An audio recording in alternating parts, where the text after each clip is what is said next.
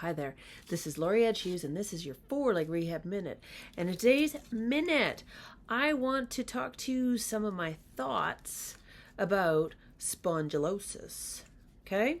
So, when I talk spondylosis, so we're all on the same page, I am talking about the bony bridging that occurs underneath the spinal column. Okay? Which I believe, and I talk about in my spine courses, is actually the body's mechanism for reducing excess mobility within the facet joints. But that's a whole other topic.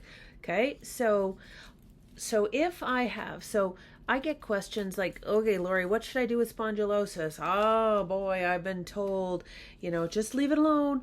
Oh, don't mobilize, don't traction, don't do anything. Okay, so here's my thoughts. So if I've got one segment, so let's say this guy, okay, he no longer moves because he is spondylotic underneath here, okay? So he is glued together with bone, and he don't move no more.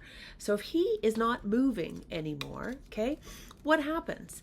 If this guy can't move, then those who are next to him, right, they have to do the workload, right? So they have to do the workload because this guy has not showed up for work. He's like, I'm phoning it in. I'm not working today. I'm not moving.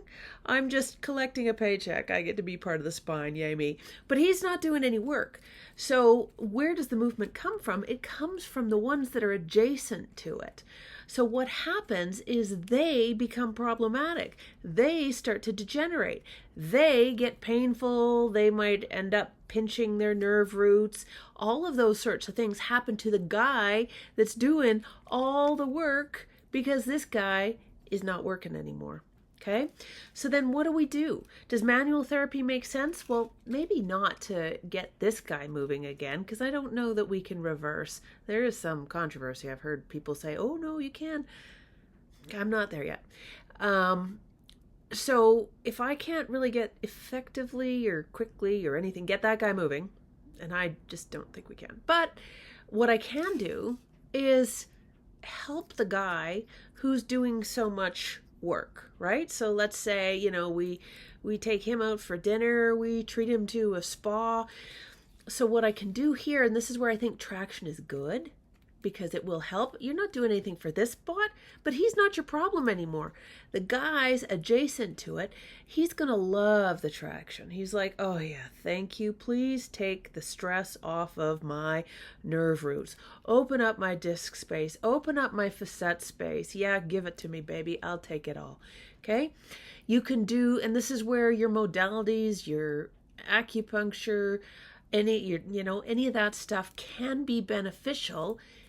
Your modality, your mobilization, manual therapy mobilizations or whatever, to those guys will help for pain, inflammation, and just even joint health of these guys that can still move. So when we're looking at spondylosis, your manual therapy is still important. It's just not necessarily as important to the guy who is spondylotic as compared to the neighbors of the spondylosis in the spondylotic segment. Okay, well, that's it. Until next time, cheers.